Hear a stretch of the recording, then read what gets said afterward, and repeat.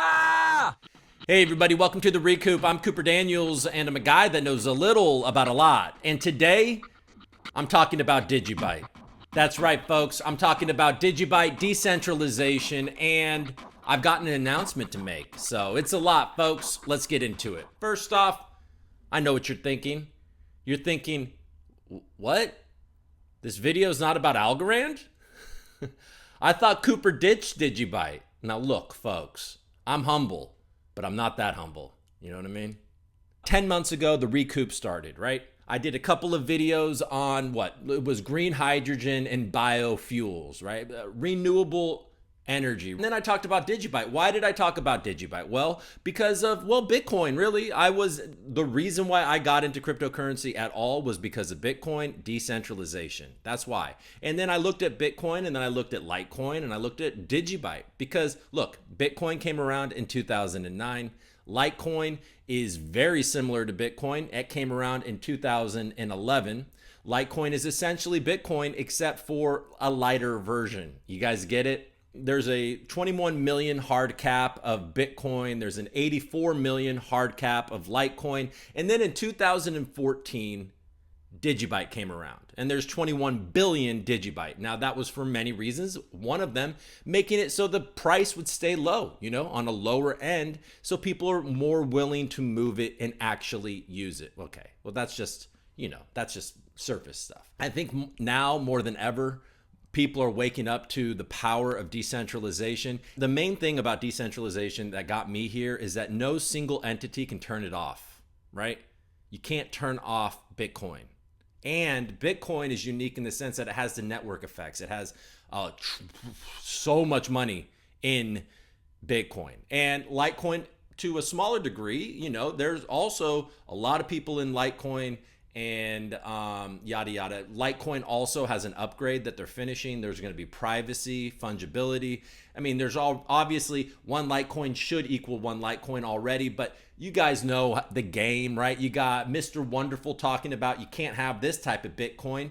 You need to have the more green mined Bitcoin and all this stuff. Well, Litecoin is trying to fix that. So it means that no matter what the history of a Litecoin is, it's the same as another Litecoin. So you can't play these games with, tainted coin or whatever. So they're doing some cool stuff. They got an upgrade. And then you have Digibyte, right? Well, Digibyte has been around, like I said, since 2014. It is extraordinarily fast, very cheap to move, and it's been innovative. You've heard me on this channel talk in the past about how it saved Dogecoin with real-time difficulty adjustment and, the 5 different mining algorithms. It offers a higher level of security and decentralization. Now, this is the deal, folks. On top of what Bitcoin and Litecoin are doing, Digibyte has for a while now aspired to have an asset layer, right? They had DigiassetX. That wasn't really ready for prime time, right? Now you got DigiassetX, and that's working, man. You see artists, there's work being sold, they're having auctions, you have elves, you have punks, you have comic books, you have all types of stuff. There's an activity happening on top of Digibyte. And then hopefully this continues to grow out. You also have what they're doing over at DigiCorp Labs. You have Yoshi, who's been a lead developer at Digibyte for many, many years. He's building the DigiMetaverse Smart Layer, which is also very exciting. So there is activity. You have the Digibyte Foundation over, in Europe, and then you have the Digibyte Alliance, which is happening here. And so there's a lot going on, but this is the deal. That's all great. That's all gravy. That's all beautiful. But then people are like, well, what's going on, man? All I know is that the price is going down. You know what I mean? They're like, look, I was excited about it when it was up at 18 cents, but now that it's like at under 2 pennies, like I'm not excited about it anymore. When pump, dawg.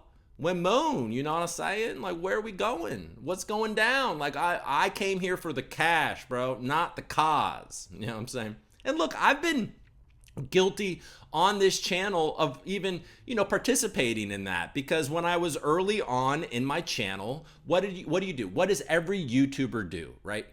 In order to draw eyes to their videos? Well, what they do is they go to the search bar at the top of YouTube and they type in, for example, if I'm going to talk about Digibyte, you type in Digibyte and then you see what YouTube fills out after that, right? Because that would be the most popular searches. This is a little pro tip for you aspiring YouTubers. And then what happens is, what's the top thing that everybody searches for Digibyte? Digibyte price prediction, right? Algorand price prediction. All of the cryptocurrencies, the number one thing searched is price prediction. Now, most of you know, and I know, that 95% of price predictions are bullshit, right? So back on track. And then I found Algorand. It's led by Silvio Macaulay, who co-invented zero knowledge proofs and verifiable random functions, VRF, all the things, folks. And now they have Falcon keys, which are quantum resistant, safe, different, completely reworked math on the keys. They have state proofs, which is going to make things lightweight. They are moving it forward. And you know why they can do that? Because they have a foundation, they have grants, they have all of that stuff. A lot of dedicated developers. They have a connection to MIT. There's a whole thing, right? Now that's the issue. You have Bitcoin, who has that too. And it's just a grassroots, basically, movement. You have Litecoin, that there's a lot of bleed over from the Bitcoin people and the Litecoin people. They work on both a lot of times. There's that. And then there's Digibyte. Now, Digibyte is kind of on an island of its own. It is purely volunteer based. It is, it only exists because people want it to, right? And that's the only way it's going to grow, is because people want it to. And I want it to, and that's why I'm going to continue talking about it. And I root for it. I've never sold a Digibyte. I've only bought Digibyte. I'm holding it long. If you're paying attention, in the United States, there has been a complaint that there is very few places that you can actually buy Digibyte and withdraw it. So there's been this talk, like when Coinbase, right? I mean, if you remember back in the day when Litecoin got listed on Coinbase, it was a huge mess, right? That was a total mess.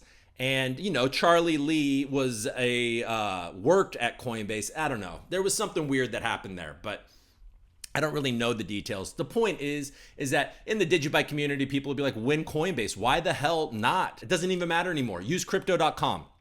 Crypto.com, you can buy it and you can withdraw it. But this is the deal.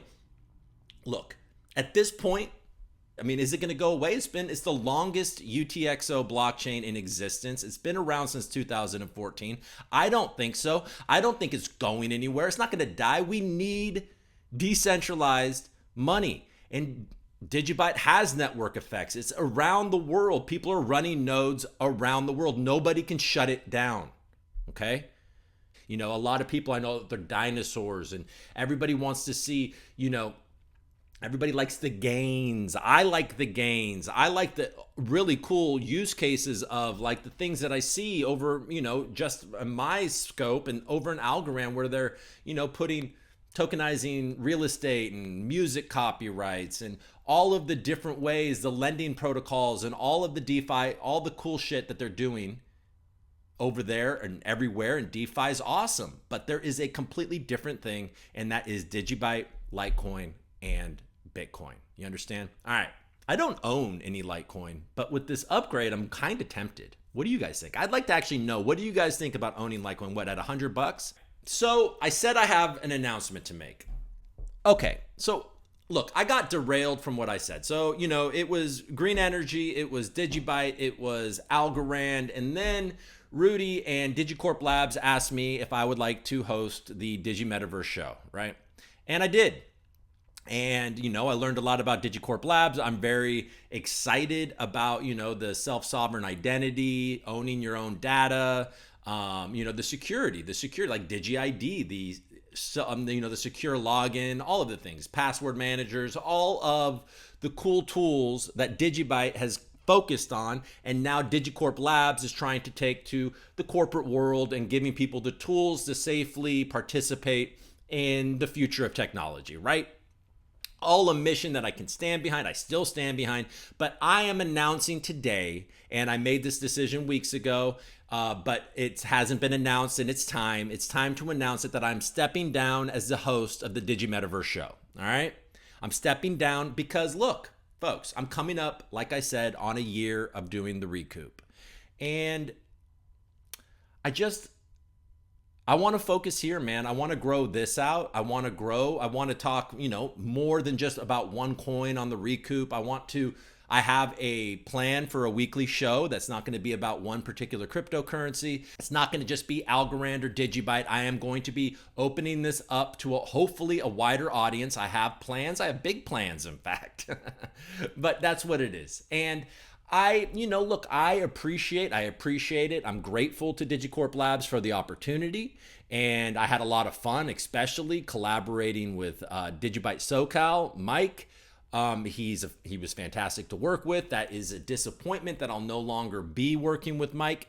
But in the end, autonomy, man, self-sovereignty. You know what I mean? Like, I want to build this thing. I don't want a boss. It's like, why did I so quickly get myself a boss and all that stuff? Not that they were unreasonable or anything, right?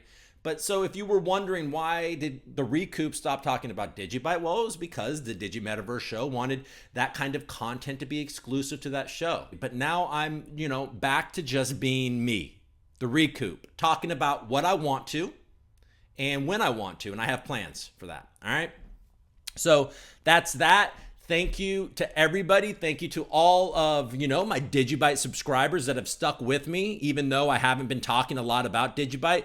Thank you to DigiCorp Labs for the incredible opportunity to work with Mike and to collaborate with them. And, thank you to everybody else. If you're new here, thank you for showing up. But I will admit that there's not going to be a lot of proof of work cryptocurrencies left. They're not all going to live. And it is my estimation that Bitcoin, Litecoin, and Digibyte can do it. Digibyte has been innovative, and they need developers. They need people to build on it. And I think that they're there and they're working on it. But, that's the big thing, right? And that's what the Digibyte Alliance and that's what DigiCorp Labs are working on. And I'm sure that's what the grassroots community is out there working on right now. So, you can run a Digibyte node, you can run a DigiassetX node, and you can help the ecosystem in that way. I'll continue to talk about it. I want to talk to people from the community. I want to talk to people that are building on Digibyte.